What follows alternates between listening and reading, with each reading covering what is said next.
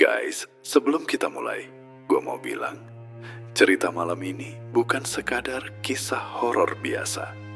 Ada sosok yang nyata, yang pernah bikin orang ketakutan sampai nggak bisa tidur.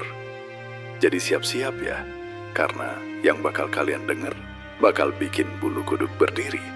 Dan mungkin bikin kalian mikir dua kali kalau lewat jalan sepi malam-malam. Yuk, kita masuk ke ceritanya. Malam itu, jam di layar ponselku menunjukkan pukul 11 lewat sedikit. Jalanan di daerah pinggiran Bogor yang kulalui terasa sunyi. Hanya sesekali terdengar suara jangkrik bersahut-sahutan. Aku baru saja pulang dari rumah seorang teman. Niatnya mau cepat sampai rumah karena besok pagi harus kerja. Tapi entah kenapa, malam itu udara terasa berbeda, lebih dingin dari biasanya. Sampai-sampai jaket tebal yang kupakai nggak banyak membantu. Motor yang kukendarai melaju dengan kecepatan normal, tapi rasanya berat, seperti ada yang menahan dari belakang. Aku mencoba menenangkan diri dengan bergumam, mungkin cuma perasaan gue doang. Udah malam, badan capek, jadi halusinasi. Tapi hati kecilku nggak bisa dibohongi. Ada rasa gelisah yang terus mengganggu sejak masuk jalan itu. Lampu motor menyorot lurus, tapi cahayanya seolah nggak mampu menembus kegelapan. Bayangan pepohonan di sisi kanan dan kiri jalan menari-nari di aspal, seakan mengawasi setiap langkahku. Angin yang bertiup pelan malah bikin suasana makin menyeramkan. Aku sempat melirik ke kiri, melihat semak-semak bergoyang meski angin tidak terlalu kencang. Kenapa rasanya kayak ada yang ngikutin? Ya, ucapku pelan, mencoba mengusir rasa takut dengan suara sendiri. Tak lama kemudian, mataku tertuju pada sebuah pohon besar di ujung tikungan. Pohon itu berbeda dari yang lain. Batangnya hitam pekat, cabang-cabangnya menjulur panjang seperti tangan yang hendak meraih sesuatu. Dari kejauhan, aku melihat ada sesuatu berwarna putih duduk di salah satu cabangnya. Jantungku langsung berdetak kencang. Itu paling cuma kantong plastik nyangkut, kataku dalam hati, mencoba menenangkan diri. Tapi semakin dekat, semakin jelas bentuknya. Itu bukan plastik, itu sosok perempuan berambut panjang. Rambutnya tergerai sampai menutupi wajah. Ia duduk diam di dahan pohon, gaun putih lusuh yang dipakainya berkibar pelan meski angin hampir tak terasa. Aku mendadak kaku. Tanganku menggenggam stang motor lebih erat. Astaga, jangan-jangan itu, gumamku lirih. Suara tercekat di tenggorokan. Motor terus melaju, tapi pandanganku terpaku pada sosok itu. Rasanya aku nggak bisa mengalihkan mata, seperti ada sesuatu yang memaksa untuk terus melihat. Saat jarak semakin dekat, tiba-tiba terdengar suara tawa melengking. Hihihihihihi. Panjang, nyaring, menusuk telinga, membuat bulu kuduk berdiri serentak. Aku langsung panik. Ya Allah, jangan sekarang, jangan, ucapku cepat, hampir tanpa suara. Aku mencoba memalingkan pandangan ke jalan, tapi rasa penasaran begitu kuat. Perlahan aku menoleh lagi ke atas. Sosok itu masih duduk di sana, kepalanya miring ke samping dengan gerakan aneh, seolah sedang mengawasi gerak-geriku. Lampu motor menyinari wajahnya samar-samar, putih pucat, dingin, tanpa ekspresi. Detik itu, jantungku serasa berhenti. Suara tawanya kembali terdengar, kali ini lebih dekat, lebih menusuk. Hihihihihi. Udara sekitar tiba-tiba terasa berat, napasku tersengal. Aku berusaha keras menegakkan kepala, memaksa motor melaju lebih cepat, tapi rasanya roda menapak di jalan semakin berat. Jangan lihat ke atas, jangan lihat ke atas, bisikku, mencoba menguatkan diri.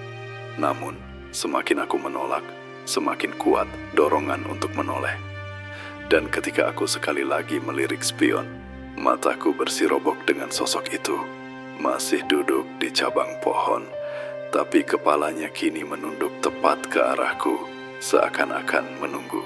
Aku menarik napas panjang, mencoba mengendalikan diri, tapi semakin kupaksa untuk tidak memikirkan sosok itu, semakin kuat pula rasa dingin yang menyelimuti tubuhku.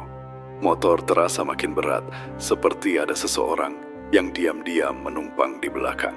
Aku benar-benar gak berani menoleh ke jok, meski perasaan aneh itu begitu jelas. Jangan-jangan cuman angin, kataku berusaha menghibur diri, meski dalam hati aku tahu ini bukan hal biasa. Saat gas ku tarik lebih dalam, motor tetap terasa lambat. Suaranya pun berubah berat, seperti menanggung beban yang tak kelihatan. Tiba-tiba, suara lirih terdengar di telinga kiriku. Bukan suara angin, bukan suara jangkrik, melainkan bisikan perempuan. Panas ya motornya, aku nebeng ya. Bisikan itu halus, tapi dingin menusuk, membuat darahku serasa berhenti mengalir. Aku kaku seketika, tangan gemetar menggenggam stang motor. Astaga, jangan-jangan dia beneran naik. Gumamku hampir tanpa suara. Napasku makin cepat, jantung berdetak tak beraturan. Aku coba menguatkan diri dengan berdoa pelan. Allahu Akbar, la ilaha illallah. Namun bukannya tenang, tubuhku malah semakin dingin. Aku memaksa untuk tetap fokus ke jalan. Lampu motor menyorot lurus, tapi cahaya itu seperti tertelan kegelapan. Dari kaca spion, samar-samar terlihat bayangan putih melompat turun dari pohon, lalu lenyap di semak-semak. Aku nyaris menjerit, tapi suaraku tercekat. Gak mungkin, gue halu, kan? Kataku gemetar. Namun tubuhku tahu jawaban sesungguhnya. Ini nyata. Angin malam bertiup kencang, membuat rambut di belakang leherku berkibar. Dan di antara hembusan itu, terdengar suara napas berat. Ha, ha. Tepat di telingaku. Aku sudah tak tahan. Siapapun kamu, jangan ganggu gue. Gue cuman mau pulang. Teriakku panik, meski suaraku nyaris hilang tertelan malam.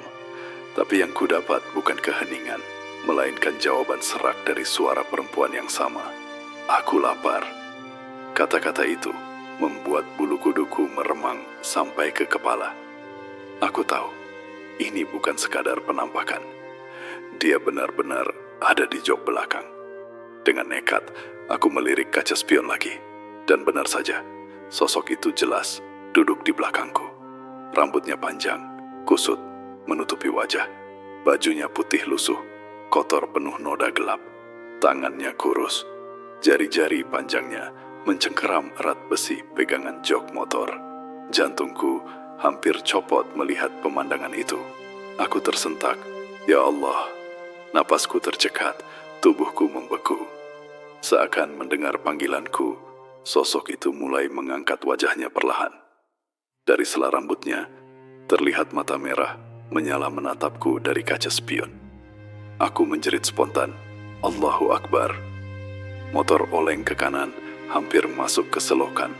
Tapi aku segera menegakkan stang dengan sisa tenaga. Rasa takutku sudah meluap. Aku hanya bisa terus membaca doa meski lidahku kaku. Tapi semakin keras aku membaca, semakin keras pula suara tangisan perempuan itu di telingaku. Pulangin aku. Tangisnya bukan sekadar suara, tapi seperti menembus langsung ke dadaku, membuat rasa sesak yang luar biasa. Saat itu, aku sadar, malam ini bukan perjalanan biasa. Ada sesuatu di belakangku yang menuntut untuk diperhatikan. Sesuatu yang tak pernah kuduga akan kualami. Dan perjalanan pulangku baru saja berubah menjadi mimpi buruk yang nyata. Tanganku sudah benar-benar gemetar. Stang motor serasa licin, keringat dingin bercucuran di telapak tanganku meski udara malam menusuk. Jalanan yang kulalui makin gelap, lampu jalan jarang, bahkan beberapa tiang lampu terlihat mati. Hanya cahaya motor yang jadi penuntun, tapi cahaya itu seakan tak sanggup melawan kegelapan di depanku. Gua nggak boleh berhenti, gua harus terus jalan, bisiku, memaksa diriku tetap melaju. Tapi setiap kali motor bergetar, rasanya ada yang bergeser di jok belakang. Semakin aku gas, semakin terasa seperti ada beban berat yang ikut bergerak. Suara napas perempuan itu makin jelas. Hah, hah. Ritmenya lambat tapi menekan. Aku hampir menangis. Tolonglah, jangan ikutin gue. Gue nggak ganggu siapa-siapa. Ucapku pelan, seakan berharap dia mendengar. Tapi justru suara itu menjawab dengan nada menyeramkan. Aku haus. Kalimat pendek itu membuat seluruh tubuhku lemas. Aku hampir saja berhenti, tapi aku tahu itu pilihan terburuk. Kalau aku berhenti, mungkin aku nggak akan bisa lanjut lagi. Aku mencoba menenangkan diri dengan melafalkan doa lebih keras. A'udzubillahi minasy syaitanir rajim. Bismillahirrahmanirrahim. Tapi saat bibirku bergetar membaca doa, tangis lirih kembali terdengar. Kali ini lebih dekat. Pulangin aku. Suaranya membuat bulu kuduku berdiri. Aku terpaksa melirik kaca spion, meski hatiku menolak. Dan disitulah aku melihatnya lagi. Sosok itu duduk di jok belakang, rambut panjangnya terurai menutupi wajah. Tangannya kini bergerak perlahan, seolah ingin menyentuh pundakku. Aku tersentak, langsung menoleh ke depan. Ya Allah, kuatkan gue. Gumamku. Tapi tiba-tiba, kaca spion bergetar sendiri, padahal jalan rata. Aku kembali melirik, dan kali ini sosok itu mendongakkan wajahnya. Mata merahnya menatap lurus ke mataku. Bibirnya terbuka, memperlihatkan gigi tajam berlumur noda hitam. Aku langsung menjerit, Allahu Akbar. Motor kembali oleng, hampir menabrak pohon di sisi jalan. Aku menahan stang sekuat tenaga. Tubuhku sudah seperti kehilangan kendali. Seketika udara di sekitarku berubah. Angin malam jadi dingin menusuk, dan tiba-tiba aroma anyir darah menyengat hidungku. Aku hampir muntah. Astaga, baunya. Aku menutup hidung, tapi aroma itu tetap masuk. Sosok di belakang mulai mengeluarkan suara tertawa yang melengking panjang. Hihihihihihi. Suaranya menggema, seakan datang dari segala arah. Bukan hanya dari belakang. Aku mencoba fokus, tapi kepalaku pening. Mataku berkunang-kunang. Jangan lihat ke belakang, jangan lihat ke belakang. Aku mengulanginya seperti mantra. Tapi semakin ku coba, semakin terasa dingin di punggungku. Seperti ada tangan dingin yang menempel. Dan benar saja, saat aku sedikit menoleh, aku bisa merasakan ujung rambut panjangnya menyentuh bahuku. Aku hampir menjerit lagi, tapi tenggorokanku kaku. Motor melaju terus, tapi rasanya jarak jalanan tak berkurang. Seperti aku terjebak di lorong gelap tanpa ujung. Malam itu, aku benar-benar merasa hidupku di ujung tanduk. Di atas motor, aku dan sosok itu seakan berbagi perjalanan yang tidak pernah kuinginkan. Dan aku tahu, perjalanan ini belum selesai. Gangguannya baru saja dimulai. Keheningan yang sempat muncul di warung itu hanya sesaat. Tak lama setelah aku dan bapak tua menenangkan diri, angin malam kembali bertiup kencang, membuat pintu warung berderit dan lampu Petromax bergoyang hebat. Aku duduk kaku di bangku, tangan menggenggam erat lutut, tubuh masih gemetar. Pak, rasanya dia balik lagi. Bisikku pelan, suara nyaris hilang di tengah malam. Bapak tua itu mengangguk, wajahnya tegang. Iya mas, malam ini dia ingin terlihat jelas. Jangan panik, tetap baca doa. Ucapnya cepat sambil menyiapkan sisa kemenyan yang masih menyala di wadahnya. Dan benar saja, dari sudut mata, aku melihat bayangan putih mulai muncul kembali. Kali ini lebih nyata, lebih jelas. Sosok perempuan itu melangkah perlahan di luar warung, tepat di dekat dinding kayu. Rambut panjangnya tergerai, wajahnya pucat, penuh darah kering di bibirnya. Matanya merah menyala, menatap lurus ke arahku. Aku serasa membeku, tidak bisa bergerak. Ya Allah, dia Dia nyata. Gumamku hampir tak bersuara. Bapak tua itu segera menaburkan sisa air doa ke arah sosok itu sambil melafalkan doa lebih lantang. "Pergi kau, kembali ke tempatmu," teriaknya. Tapi sosok itu hanya tersenyum sinis di balik rambutnya yang kusut, lalu mengangkat tangannya kurus perlahan. "Aku masih sakit. Aku ingin pulang." Suara lirihnya terdengar menembus ruang warung, membuat dadaku sesak. Aku hampir pingsan, tapi bapak tua itu menepuk pundakku keras, menyuruhku tetap membaca doa. "Jangan berhenti, Mas. Kalau berhenti, dia makin kuat."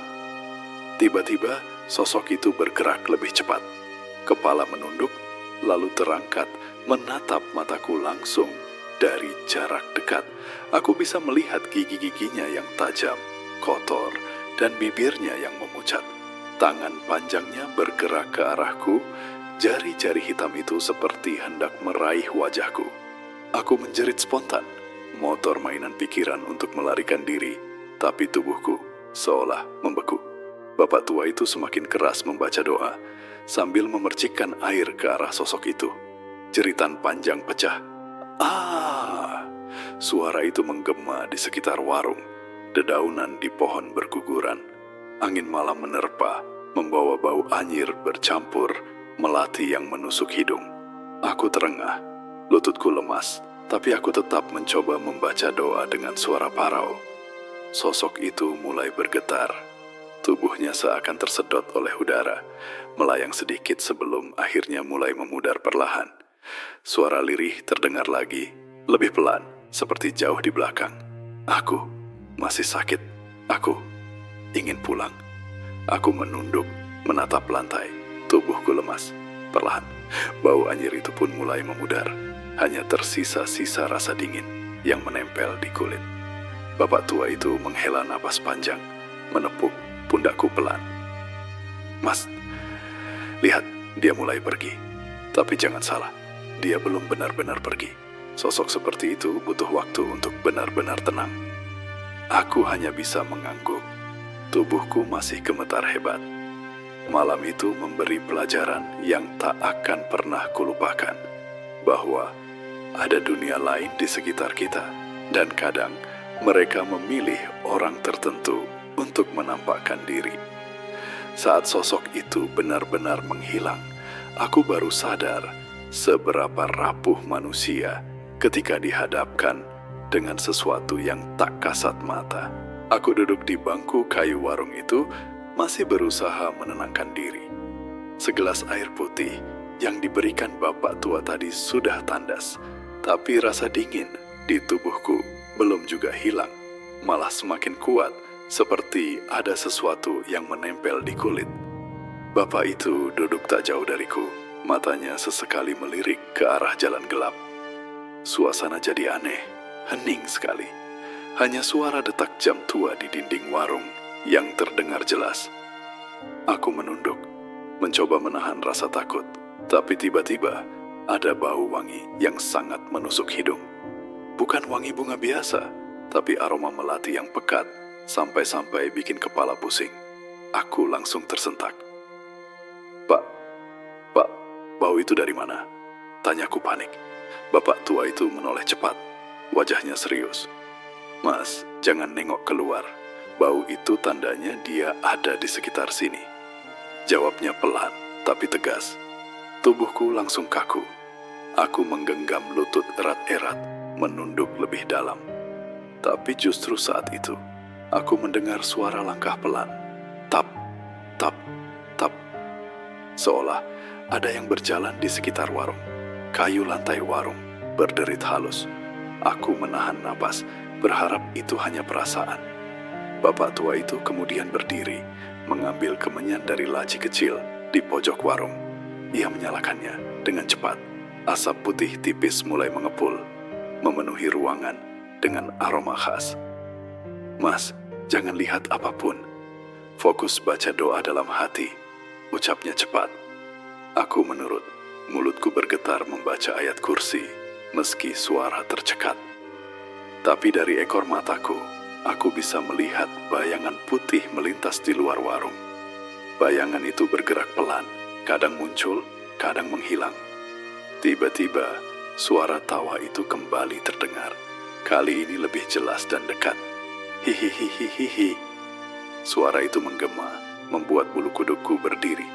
Aku menutup telinga dengan kedua tangan, tapi suara itu seperti menembus kepala. "Pak, dia ada di sini." Saya dengar jelas, teriakku hampir histeris. Bapak tua itu mengangkat tangannya, memberi isyarat agar aku diam. Namun saat itu, aku melihat sesuatu yang membuat darahku serasa berhenti mengalir. Di pojok warung, tepat di samping lemari kayu tua, ada sosok perempuan berdiri. Bajunya putih lusuh, rambut panjangnya terurai menutupi wajah. Tubuhnya kurus, tangannya menggantung lemas. Jari-jarinya panjang dan menghitam. Dia hanya berdiri diam, tapi atmosfer warung langsung berubah mencekam. Aku menjerit tertahan, kursi kayu yang kududuki sampai bergeser karena tubuhku refleks mundur. "Pak, dia di sana." Ucapku terbatas sambil menunjuk. Bapak tua itu menoleh sebentar, wajahnya tegang. Ia segera membakar lebih banyak kemenyan, lalu membaca doa dengan suara keras. Bismillahirrahmanirrahim. Allahu Akbar. Suaranya bergetar, tapi tegas. Asap kemenyan makin pekat, memenuhi ruangan. Sosok itu tidak bergerak, hanya kepalanya yang perlahan miring ke samping. Lalu, suara lirih keluar dari balik rambutnya. "Aku ikut pulang, aku haus." Aku hampir pingsan mendengar itu. Lututku lemas, keringat dingin membanjiri tubuh. Suasana warung semakin mencekam, lampu Petromax bergoyang sendiri, seakan ada angin kencang yang masuk dari luar. Aku sadar, malam ini aku bukan sekadar berhadapan dengan sosok bayangan di jalan, tapi makhluk itu sudah benar-benar mendekat. Ia tidak hanya ingin menampakkan diri, ia ingin ikut bersamaku. Bapak tua itu berdiri tegak, meski tubuhnya kurus. Suaranya terdengar mantap saat membaca doa keras-keras. Asap kemenyan makin memenuhi warung, menebar aroma yang menusuk hidung. Aku duduk gemetar, mataku tak berani lepas dari sosok perempuan di pojok itu. Dia masih diam, tubuhnya kaku, tapi dari balik rambut panjangnya terdengar suara lirih. "Panas, panas." Aku makin panik. "Pak, dia ngomong sesuatu," bisikku dengan suara tercekat. Bapak itu hanya melirik sebentar, lalu mengibaskan asap kemenyan ke arah sosok tersebut sambil terus melafalkan doa. Seketika sosok itu bergerak. Tangannya yang panjang terangkat perlahan, jari-jari hitamnya menekuk aneh, seperti kuku tajam hendak mencakar. Kepala yang tadi miring, kini perlahan mendongak. Dari sela rambut kusutnya, aku bisa melihat sepasang mata merah menyala, menatap tajam ke arah kami. Aku langsung terpekik. Ya Allah, matanya! Tubuhku mundur hingga hampir jatuh dari kursi. Bapak tua itu tidak berhenti membaca doa, malah semakin keras. Suaranya menggema di ruangan kecil itu. Tiba-tiba, lampu Petromax yang tergantung di warung bergetar hebat, lalu padam seketika. Gelap gulita menyelimuti ruangan. Hanya tersisa asap kemenyan yang samar-samar bercahaya dari bara kecil. Jantungku serasa mau copot. "Pak, lampunya mati!" teriakku panik. Dalam kegelapan itu, suara tawa melengking kembali terdengar. Kali ini jauh lebih keras. Hihihihihihihi. Hahaha. Suaranya seperti berasal dari segala penjuru, membuatku menutup telinga rapat-rapat. Aku merasakan hawa dingin menyapu tengkukku, seperti ada yang berdiri tepat di belakang. Perlahan, aku menoleh meski hatiku menolak. Dan benar saja, sosok itu kini sudah tidak di pojok lagi. Dia berdiri tepat di belakangku. Wajahnya hanya berjarak beberapa jengkal. Rambut panjangnya menyentuh bahuku. Bibirnya terbuka memperlihatkan gigi panjang dan hitam. Aku langsung menjerit sekuat tenaga. tubuhku hampir tumbang. Bapak tua itu segera melangkah cepat, menepuk bahuku keras sambil mengucapkan doa. "Mas, jangan takut. Baca doa ikut saya." Ia menarik tanganku, menyuruhku mengulang bacaan yang ia lafalkan. Aku terbata-bata, suaraku bergetar, tapi aku berusaha mengikuti. Saat doa semakin keras diucapkan, sosok itu mengeluarkan jeritan panjang. "Ah!" Suara jeritannya menusuk telinga, membuat gelas-gelas di rak warung bergetar sampai beberapa jatuh pecah. Dalam sekejap, lampu Petromax kembali menyala sendiri. Sosok itu menghilang, hanya menyisakan bau anyir yang semakin kuat. Aku terengah-engah, tubuhku lemas. "Pak, tadi dia benar-benar di belakang saya. Saya ngerasa dia napas di leher," ucapku dengan suara gemetar. Bapak tua itu menatapku serius. "Mas, dia belum pergi. Dia hanya menjauh sebentar." Sosok seperti itu, kalau sudah nempel, susah dilepaskan. Dia mungkin masih ngikut sampai rumah. Kata-kata itu membuat jantungku serasa berhenti. "Apa? Masih ngikut?"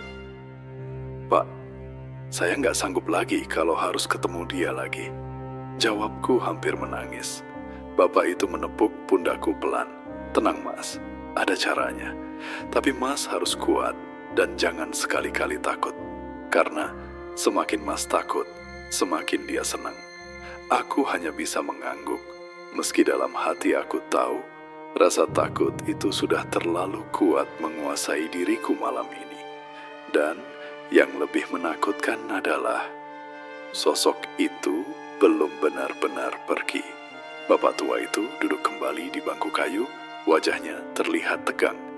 Asap kemenyan masih mengepul, meski sedikit demi sedikit mulai menipis. Aku duduk di depannya, tubuhku masih gemetar. "Pak, kenapa dia ngikut saya? Apa salah saya?"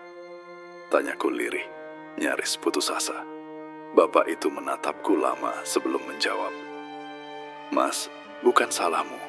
Sosok itu memang sering muncul di jalan ini, terutama di pohon besar yang Mas lewati tadi. Pohon itu sudah lama dianggap angker sama warga sini." Aku menelan ludah, jantungku kembali berdegup kencang. "Angker gimana, Pak? Memangnya ada apa di situ?" Bapak itu menarik napas panjang, lalu mulai bercerita. "Dulu, sekitar 20 tahun lalu, ada seorang perempuan hamil yang sering lewat jalan itu. Katanya dia pulang kerja, naik ojek, atau kadang jalan kaki. Malam-malam, dia sering mampir ke warung saya buat beli minum. Orangnya ramah, suka senyum. Tapi suatu malam, dia nggak pernah sampai rumah. Esok paginya, warga nemuin tubuhnya di bawah pohon besar itu. Perutnya robek, bayi dalam kandungan hilang.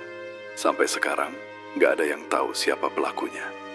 Ada yang bilang dirampok, ada juga yang bilang korban pesugihan. Yang jelas, arwahnya nggak tenang." Mas, aku terdiam, tubuhku makin merinding. Astaga, jadi sosok tadi itu. Bapak tua itu mengangguk perlahan. "Iya Mas, orang-orang percaya itu arwah perempuan itu. Makanya sering terlihat duduk di atas pohon, ketawa-ketawa, atau nebeng ke orang lewat, kadang minta pulang, kadang minta minum darah. Semua yang pernah lihat bilang wajahnya seram, matanya merah. Sama seperti yang Mas ceritain barusan." Aku menggigil mendengar itu. "Pak, tapi tadi dia ngomong ke saya. Dia bilang haus, lapar, bahkan minta ikut pulang. Apa maksudnya, Pak?" Tanyaku dengan suara bergetar. Bapak itu menunduk, lalu berkata pelan, "Kalau dia sudah ngomong begitu, artinya dia mulai nempel sama Mas. Dia pengen ikut. Bisa jadi karena Mas lewat sendirian, atau karena Mas sempat nengok dan berinteraksi. Itu yang bikin dia semakin kuat." Aku langsung pucat. Astaga, jadi saya benar-benar dibuntuti sekarang? Tanyaku panik. Bapak itu menatapku tajam. "Jangan takut berlebihan. Takut bikin dia makin senang. Tapi saya juga nggak bisa bohong, Mas. Sosok itu memang berbahaya. Banyak pengendara lewat situ yang jatuh, ada yang meninggal. Dan biasanya sebelum kejadian itu, mereka juga sempat merasa ditunggangi sosok perempuan berbaju putih. Aku menggenggam kepala, rasanya hampir pusing. Pak, saya harus gimana sekarang? Saya nggak bisa pulang kalau begini. Suaraku nyaris menangis. Bapak itu lalu berdiri lagi, mengambil botol kecil berisi air di rak. Saya bisa bantu, Mas, tapi Mas harus berani. Malam ini mungkin dia bakal terus coba mendekat, bahkan lebih berani dari sebelumnya. Kalau Mas nggak kuat iman, bisa bahaya. Aku hanya bisa mengangguk, meski tubuhku masih gemetar. Malam itu, aku sadar satu hal. Gangguan ini bukan kebetulan. Sosok perempuan yang duduk di pohon itu benar-benar ingin sesuatu dariku. Dan aku belum tahu seberapa jauh dia akan menuntut. Bapak tua itu kembali ke rak kayu, mengambil botol kecil berisi air yang tadi sudah ia siapkan. Cairan di dalamnya tampak berkilau diterpa cahaya lampu Petromax yang goyah. Ini air doa, Mas. Minum seteguk, sisanya kita percikan ke motor, biar dia nggak bisa nempel lagi, ucapnya sambil menatapku tajam. Aku menelan ludah, mengangguk pelan, lalu menerima botol itu dengan tangan gemetar. Saat bibirku menyentuh airnya, sensasinya dingin sekali. Dingin sampai ke tenggorokan, membuat bulu kudukku meremang. Pak, kenapa dingin banget airnya? Tanyaku terbata. Bapak itu hanya menatapku. Suaranya pelan namun tegas. Itu tandanya dia masih di sekitar sini. Belum sempat aku meneguk lagi, tiba-tiba angin kencang menerpa warung dari arah jalan. Lampu Petromax kembali bergoyang. Bayangan di dinding bergerak liar. Asap kemenyan yang tadi menipis mendadak berputar-putar seperti tersedot ke satu titik. Suara jangkrik yang sejak tadi menjadi latar malam mendadak hilang, digantikan hening yang menekan. Di sela kesunyian itu, terdengar suara rintihan pelan. Huh, huh. Seperti seseorang menangis tertahan. Aku refleks menoleh keluar, tapi bapak tua itu segera menepuk bahuku. Jangan lihat, tetap di sini, katanya cepat. Namun, rasa penasaran mengalahkan ketakutan. Dari sudut mataku, aku menangkap kilasan bayangan putih di antara pohon. Bayangan itu bergerak cepat, kadang melintas, kadang berhenti. Suara rintihan berubah jadi bisikan yang memanggil-manggil namaku, jelas dan dingin. Rian, Rian, ikut aku. Aku terperanjat, jantung serasa mau pecah. Pak, dia manggil nama saya. Teriakku panik. Bapak tua itu langsung berdiri, membaca doa lebih keras sambil memercikan air doa ke pintu warung. Tetesan air jatuh ke lantai kayu, menimbulkan suara ses kecil, seolah mengenai bara api. Tiba-tiba, kursi kayu di sebelahku bergeser sendiri. Suara gesekan kayu dengan lantai terdengar nyaring di tengah hening. Aku mematung, mata tak berkedip.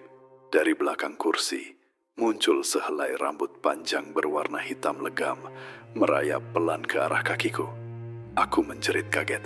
Pak, rambutnya. Dia masuk. Bapak tua itu melangkah cepat, menaburkan sisa air doa ke arah rambut itu, sambil berucap, Bismillahirrahmanirrahim. Seketika, rambut itu menciut, menghilang seperti terbakar.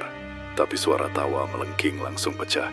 Hihihihihihi. Hahaha. Suaranya begitu keras sampai membuat rak gelas di warung bergetar. Aku menutup telinga, berjongkok di lantai, tubuhku gemetar hebat. Pak, saya nggak kuat, tolong. Suaraku nyaris menangis.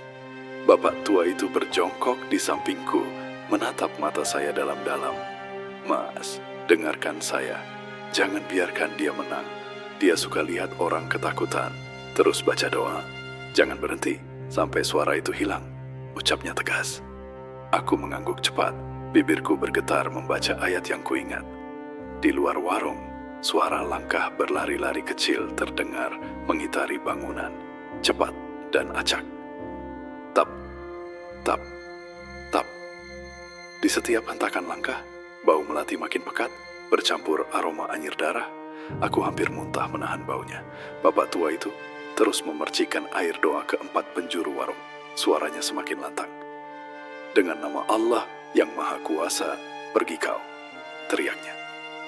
Suara langkah itu berhenti mendadak, diikuti keheningan yang begitu menyesakkan. Dalam diam yang tiba-tiba itu, aku hanya bisa menatap lantai, napas terengah. Tapi jauh di dalam hati, aku tahu gangguan ini belum berakhir. Hanya saja malam itu memberi jeda, sebuah peringatan bahwa sosok perempuan itu belum menyerah untuk menuntut keinginannya. Keheningan yang sempat muncul di warung itu hanya sesaat. Tak lama setelah aku dan bapak tua menenangkan diri, angin malam kembali bertiup kencang, membuat pintu warung berderit dan lampu Petromax bergoyang hebat. Aku duduk kaku di bangku, tangan menggenggam erat lutut, tubuh masih gemetar. "Pak, rasanya dia balik lagi," bisikku pelan, suara nyaris hilang di tengah malam. Bapak tua itu mengangguk, wajahnya tegang. "Iya mas, malam ini dia ingin terlihat jelas. Jangan panik, tetap baca doa," ucapnya cepat, sambil menyiapkan sisa kemenyan yang masih menyala di wadahnya. Dan benar saja, dari sudut mata, aku melihat bayangan putih mulai muncul kembali. Kali ini lebih nyata, lebih jelas. Sosok perempuan itu melangkah perlahan di luar warung, tepat di dekat dinding kayu. Rambut panjangnya tergerai, wajahnya pucat, penuh darah kering di bibirnya. Matanya merah menyala, menatap lurus ke arahku. Aku serasa membeku, tidak bisa bergerak. Ya Allah, dia nyata. Gumamku hampir tak bersuara. Bapak tua itu segera menaburkan sisa air doa ke arah sosok itu sambil melafalkan doa lebih lantang. "Pergi kau, kembali ke tempatmu," teriaknya. Tapi sosok itu hanya tersenyum sinis di balik rambutnya yang kusut, lalu mengangkat tangannya kurus perlahan. "Aku masih sakit. Aku ingin pulang." Suara lirihnya terdengar menembus ruang warung, membuat dadaku sesak. Aku hampir pingsan, tapi bapak tua itu menepuk pundakku keras, menyuruhku tetap membaca doa. "Jangan berhenti mas, kalau berhenti, dia makin kuat." Tiba-tiba, sosok itu bergerak lebih cepat. Kepala menunduk, lalu terangkat, menatap mataku langsung dari jarak dekat. Aku bisa melihat gigi-giginya yang tajam, kotor, dan bibirnya yang memucat. Tangan panjangnya bergerak ke arahku. Jari-jari hitam itu seperti hendak meraih wajahku. Aku menjerit spontan, motor mainan pikiran untuk melarikan diri, tapi tubuhku seolah membeku. Bapak tua itu semakin keras membaca doa sambil memercikan air ke arah sosok itu. Jeritan panjang pecah. Suara itu menggema di sekitar warung. Dedaunan di pohon berguguran. Angin malam menerpa, membawa bau anyir bercampur melati yang menusuk hidung. Aku terengah, lututku lemas, tapi aku tetap mencoba membaca doa dengan suara parau. Sosok itu mulai bergetar. Tubuhnya seakan tersedot oleh udara, melayang sedikit sebelum akhirnya mulai memudar perlahan. Suara lirih terdengar lagi, lebih pelan, seperti jauh di belakang. "Aku masih sakit. Aku ingin pulang."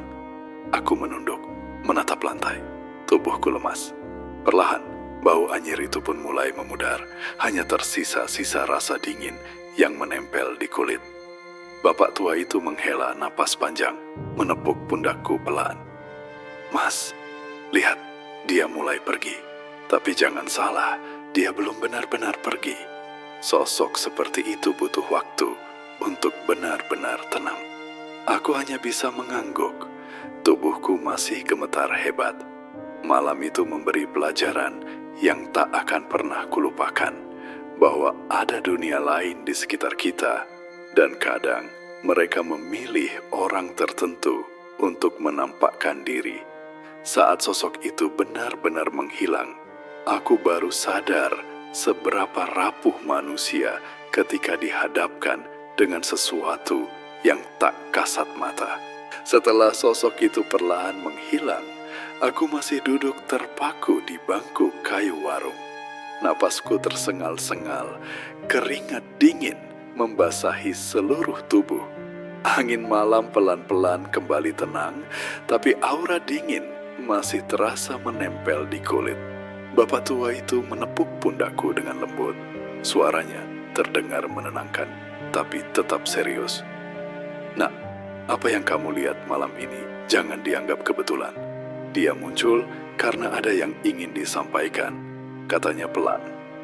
Aku menoleh, wajahku pucat pasi. "Pak, maksudnya kenapa saya yang diganggu? Apa salah saya?" tanyaku, suara bergetar. Bapak tua itu menggeleng, menatap jauh ke arah pohon besar di luar warung. "Bukan salahmu. Dia hanya mencari orang yang bisa melihat, mendengar, atau peka. Sayangnya, kamu salah satu dari orang itu. Makanya, kalau pulang malam, jangan pernah lupa doa. Karena di jalan gelap seperti ini, kita tidak pernah benar-benar sendirian." Kata-katanya menembus hatiku, membuat dada sesak, sekaligus membuka mataku tentang hal-hal yang selama ini kukira hanya cerita. Aku mengangguk pelan, mencoba menenangkan diri. "Terima kasih, Pak. Kalau bukan karena Bapak, mungkin saya sudah..." Ucapku tercekat, tak sanggup menyelesaikan kalimat. Bapak tua itu menepuk pundakku lagi, menambahkan, "Pulanglah sekarang, tapi ingat, jangan lewat jalan pohon itu lagi sendirian. Kalau bisa, hindari sepenuhnya. Sosok seperti itu bisa muncul lagi kapan saja, dan semakin kita takut, semakin mereka senang." Aku menelan ludah, perasaan takut bercampur lega. Aku menatap keluar, ke arah pohon besar di kejauhan, dan entah kenapa terasa seperti sepasang mata merah masih mengawasi dari balik kegelapan. Sambil berdiri dan menyiapkan diri pulang, aku menoleh sekali lagi ke arah warung. Bapak tua itu tersenyum tipis, tapi matanya penuh perhatian. "Nak, ingat, doa dan niat baik itu yang paling ampuh. Dan jangan sekali-kali menantang atau mengejek hal gaib. Mereka bukan musuh, tapi juga bukan teman biasa." Ucapnya sambil menepuk pundakku sekali terakhir. Aku mengangguk, mencoba meresapi setiap kata. Saat aku menyalakan motor, udara malam terasa lebih ringan, tapi rasa dingin di tulang tetap ada. Aku menarik napas panjang, menatap jalan gelap di depan, menyadari bahwa perjalanan malam ini bukan hanya tentang ketakutan, tapi juga pelajaran bahwa dunia ini penuh hal yang tak terlihat, yang kadang memilih orang tertentu untuk menampakkan diri. Dan sosok itu, si kuntilanak di pohon, mungkin tidak hanya muncul malam itu, tapi bisa kapan saja, bagi siapa saja yang peka. Motor melaju perlahan, lampu menembus kegelapan jalan sepi. Aku masih mendengar bisikan samar di telinga, seolah sosok itu masih mengintai dari kejauhan. Tapi kali ini, aku menenangkan diri dengan doa yang kuketatkan. Malam itu, aku pulang dengan tubuh lelah, tapi pikiran terjaga. Karena aku tahu, pengalaman yang kulalui bukan sekadar mimpi buruk, itu nyata. Dan siapapun yang menonton cerita ini, ingatlah, jangan pernah meremehkan kegelapan, karena di baliknya ada mata yang selalu mengawasi. Ketika rumahku akhirnya terlihat, rasa lega perlahan datang, tapi tetap ada getar di tubuhku. Malam itu akan selalu melekat di ingatanku. Sosok kuntilanak itu mungkin telah pergi, tapi jejaknya tetap tinggal, mengingatkan aku dan siapa saja yang lewat malam bahwa dunia gaib selalu ada, menunggu mereka yang cukup berani untuk melihat.